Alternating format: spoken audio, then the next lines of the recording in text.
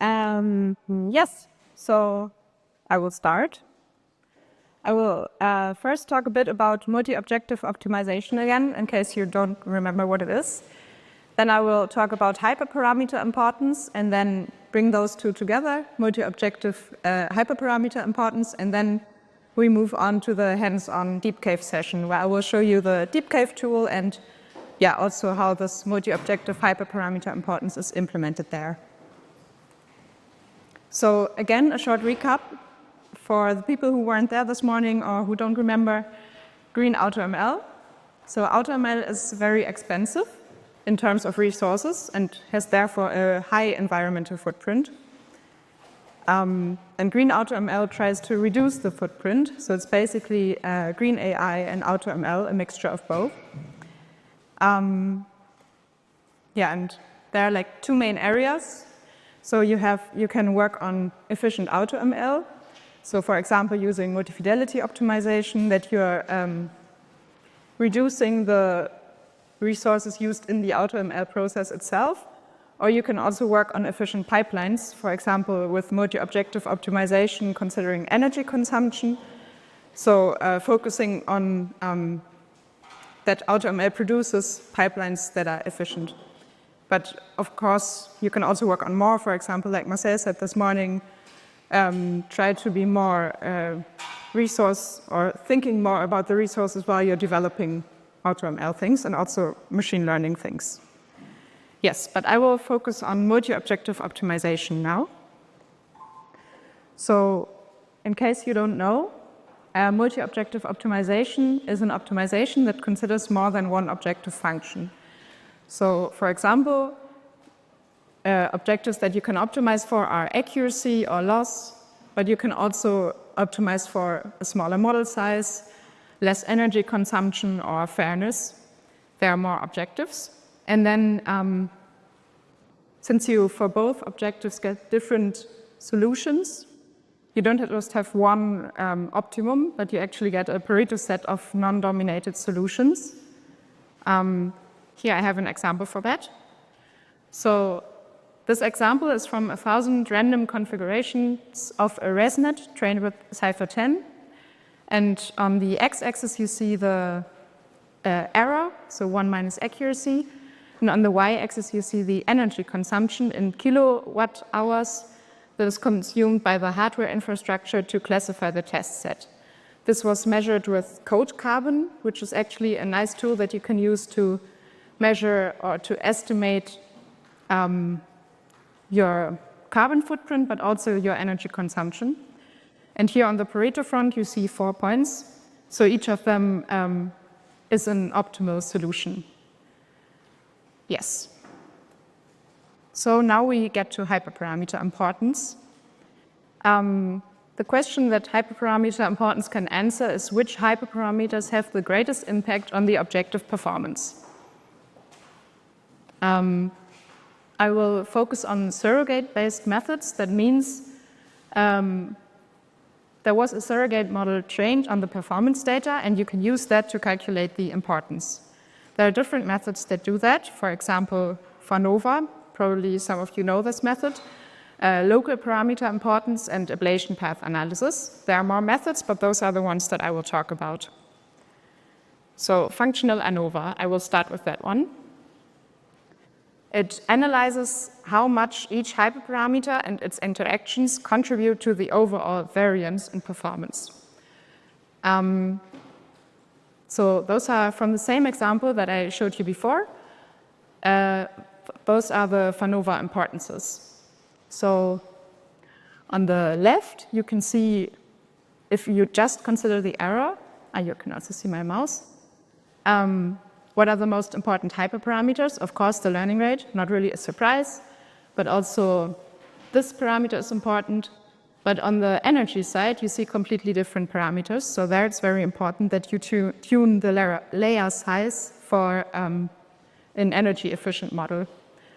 So yes.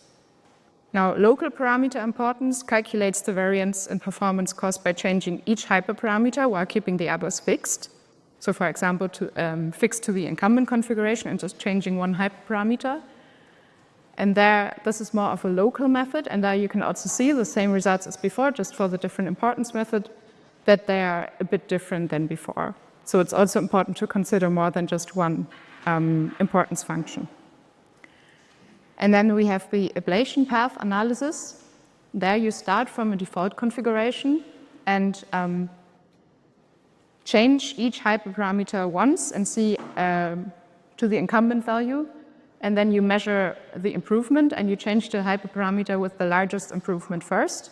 And then you continue until you reach the incumbent configuration.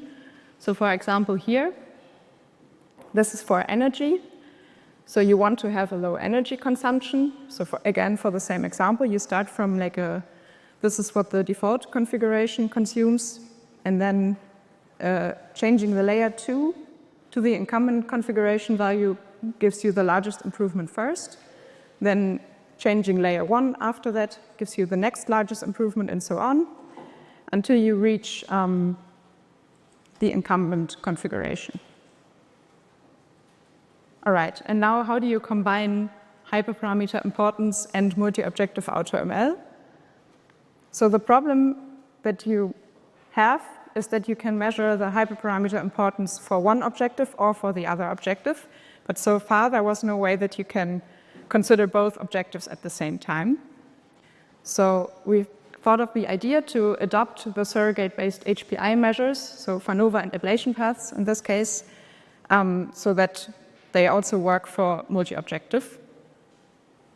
And the method is to scalarize the objectives, so give them a certain weighting for different trade-offs of the two objectives and calculate the hyperparameter importance for each. We decided to weight them with the Pareto set, so that you have the points on the Pareto front and from that derive a weighting, then weight the two objectives so that it's the same as a single objective for that weighting, and then you can calculate the hyperparameter importance. We did that for FANOVA and ablation path analysis. And then we did some experiments to see if this actually works. So we considered 3 different multi-objective optimization problems that you can see here, considering training time, demographic parity, which is a measure for fairness, and energy consumption of the test set. Yes, and now I will first show you the method again in a bit more detail. So for the multi-objective FANOVA, you here have the importance, as I showed you before. And down here, you have the different weightings derived from the Pareto front. So you start from objective 1, weighting that one the highest, and then going to objective 2, changing the weighting until objective 2 has the highest weighting. And for each of those weightings, you calculate the importance, and then you get those graphs. But you see how each hyperparameter changes from one objective to the other. And then for the ablation path analysis, this is a bit different. As I said, you start from the default configuration, and in the single objective case, you just have one path because you just have one goal. But in the multi-objective case, for each step, you can decide, do I want the maximum improvement from one objective, or do I want the maximum improvement for the other objective? So you actually get several of those paths. And we translated that again with those weightings from one objective to the other. And then you have, because the default configuration already has a certain amount of performance, and you see how much each of the other hyperparameters contributes to the performance in addition to the default performance. And the key insights that we had from this, so as I said, we did those 3 experiments. We visually interpreted, if that makes sense, what we thought of. And yes, we could find something that the network size influences the time and the energy, and also the learning rate and data augmentation influences the error, so that makes sense from a machine learning perspective. Then how do the proposed methods compare? So ablation paths are more a local method. They also have the problem that they are affected by hyperparameter interactions.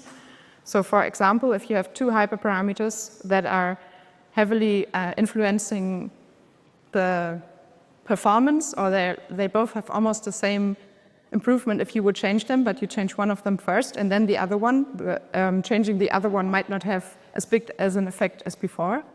And they are also dependent on the default configuration. And FANOVA is more of a global method, so it has high-level insights across the entire configuration space. So we recommend using both. And then, can we gain new insights that previous methods could not provide? So can we see something new that we couldn't see while just considering one objective at a time? Yes, you can see peaks, for example, only in the center. So each side is one objective. And if you have a peak of a hyperparameter just in the middle, then you would probably not consider that one important if you only looked at the sides. Also for steep gradients, if you look at one side and then it's very steeply going down, then probably for the middle part it's not important. Or you can also see consistencies, overall trade-off, meaning if the hyperparameter is never important, then you know it's not important. Yeah, so you see some new things. So much for the theoretical input.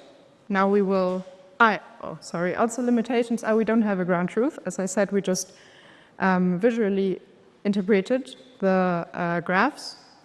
And also for many objective optimizations, so more than 2 objectives. Maybe for 3 you can still visualize it, but for more than 3 objectives it becomes difficult, or you can't really visualize it, so this doesn't really work if you want to look at the graph.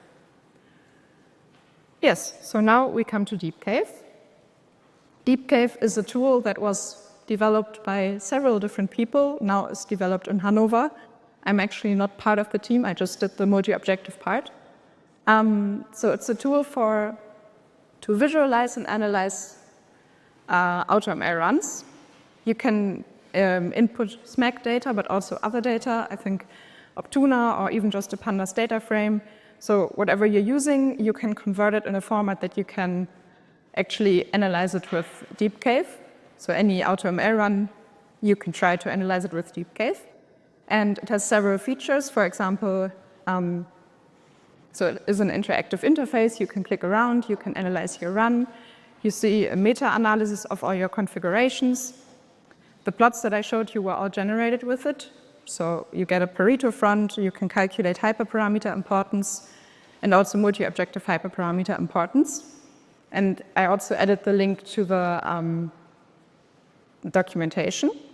And now I will show you a little bit how DeepCAVE works. So yes, you can see this. Nice. I already added the run. That's the same example that I showed you in the slides as well. So in this part, this general overview, you can just add runs. So this is your working directory. You can click here and then just add the runs. I already did this for this 42 run. You can also make group of runs if they have the same configuration. And then in the overview, you get some meta informations of the run. Some things are just the stuff that you set up or was set up by default, for example, by SMAC. Also the objectives. You can see if your runs fail, it will show you here. Luckily, all of mine were successful. Then you can also see the configuration space. So this is very nice just to get an overview. And then you can also see all the configurations. So I had 1020, and I can just click here and get the setting of each configuration. I can see the values of the objectives, but I can also see the configuration, or also as a graph. The configuration footprint I will skip because it takes a very long time to load, but this is also nice. And then for the objective analysis, there's the cost over time. You can select either to see over the whole time how did your cost improve. You can also select an objective, so we can do that for accuracy or energy. And on the x-axis, you can even decide to go for evaluated trials. I think this also depends on whether you use SMAC data or other data.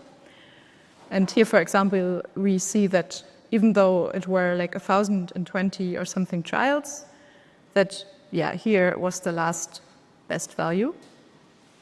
And then you can also hover over the points, so it's interactive, and see what was the configuration of that actually. Then here you can see the Pareto front. So that was the same that I showed you before. And also here you can again see the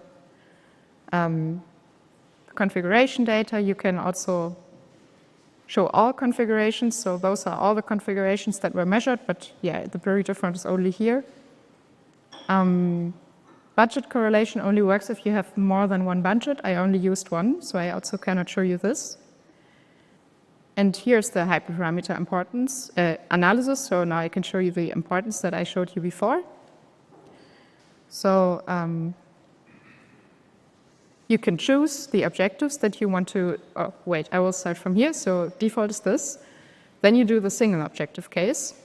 You can choose the objective, in this case, one of the three. Time is always measured by SMAC. And then you can choose local parameter importance or FANOVA. And if you only choose one objective, it will give you this graph. And then you can also, if you have a lot of hyperparameters, this is more interesting maybe, but you can, for example, we can say, I don't want to see the learning rate, show me only the rest, and then it adjusts automatically. Yeah, and you can do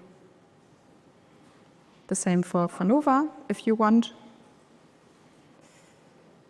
It's also the same graph as I showed before. And now we come to the two-objective, multi-objective case. So select the second objective. This takes a little bit longer.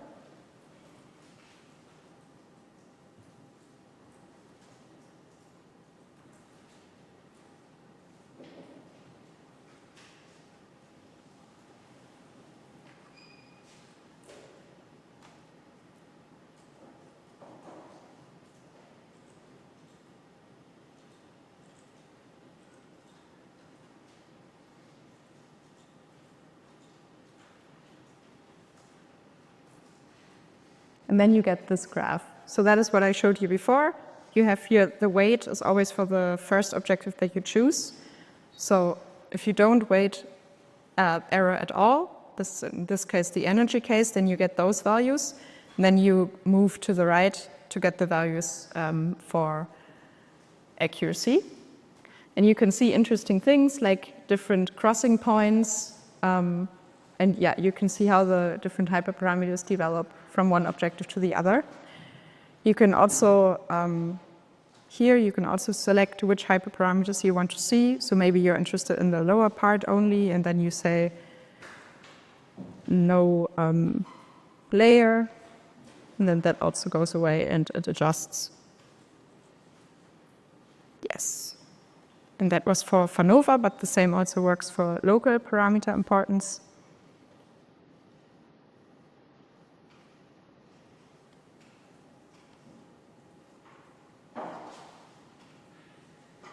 And yeah, this has a bit higher uncertainty. And you also see that the results are a bit different because, again, this is a local method and the other one is the global method. And then the ablation paths you can also do for the single objective case. So here you have this path again. I showed you earlier for the same path for the energy objective. Now I'm showing it to you for the 1- accuracy. And there apparently the augmentation is very important. And again, here you can also do the multi-objective case. So select the second objective, and run. And here you can, for example, like again, the green thing is in this case the default configuration. So the default configuration is a bit higher if you're considering accuracy than just energy. That's why it's going up like this. And for example, the purple one, that's layer 2, if you would only look at one of the sides, you wouldn't think it's important, but it actually becomes important in the middle. And for layer 1, for example, you see that it's declining very quickly. So if you're more interested in the middle part of the Pareto front, then you might only look at this part and not at the two sides, and you might not consider layer 1, depending on what you want to do. Yes. There are also more things, like the configuration cube, for example. You have to, yeah. So you can select hyperparameters here, and then you could see the configurations and what values they had. So here you have to choose an objective. I chose 1 minus accuracy, and how the configurations were doing depending on the two hyperparameters that I selected now, and you can also hover over them. In this case, darker is better, as you can see here. Then there's parallel coordinates. You have to again select an objective. And here you see like each path is one configuration. So I think you can also do something like this, that you say, oh, I only want to see this part of this hyperparameter, and the other ones I'm not interested in. And then you can see how the configurations, how they depend, or how not really depend on each other, but how they depend on certain values of a hyperparameter. And then the partial dependencies. Here you can select a hyperparameter again. We know now, because of the importance, that layer 1 is very important for the energy objective, so we select this one. And then you can see that the higher the layer 1 parameter is, the higher also the energy consumption, which makes sense. And I think you can also do that for 2 hyperparameters at the same time.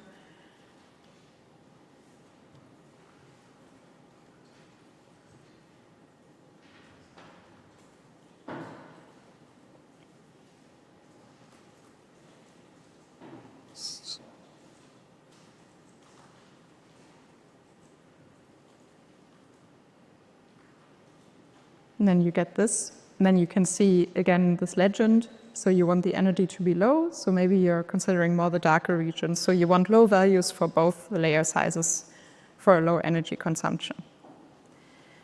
Then there are the symbolic explanations.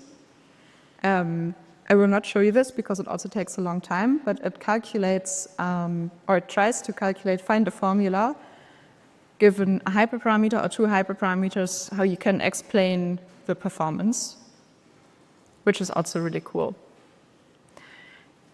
Yes, so now you can try it yourself. Here's a page how you can install it. So if you're on Windows, you first have to install a Windows subsystem for Linux. It should be very easy. So in the PowerShell, you just type WSL -- install, and then you have to restart your laptop or PC, and then you have it. And next step, for all other users and also for Windows users, you have to install Redis, and then you can already install DeepCAVE. So create an environment, activate the environment, and then you can just do pip install DeepCAVE and start the server with DeepCAVE open. And in the DeepCAVE GitHub, they even have some examples. Here's one. But you can also use another example, because all of the examples also consider time, so you also have multi-objective. You can also do the multi-objective plots. Yes. So if you want, you can try.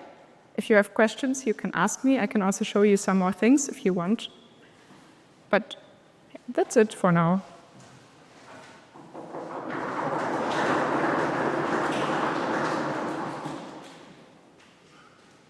Yes. Does this work same way with more than 2 objectives? Theoretically, yes, but you cannot really plot it. Because for 3 objectives, you can have like a cube, but for more, it's not really nicely seen. But you could, it's just a weighting, so you can also use more than 2 objectives for the weighting. Okay, I think we can close the session now. If you have questions, you can ask them now. You can also ask them later. Yeah, thank you for listening, and I think we have lunch now.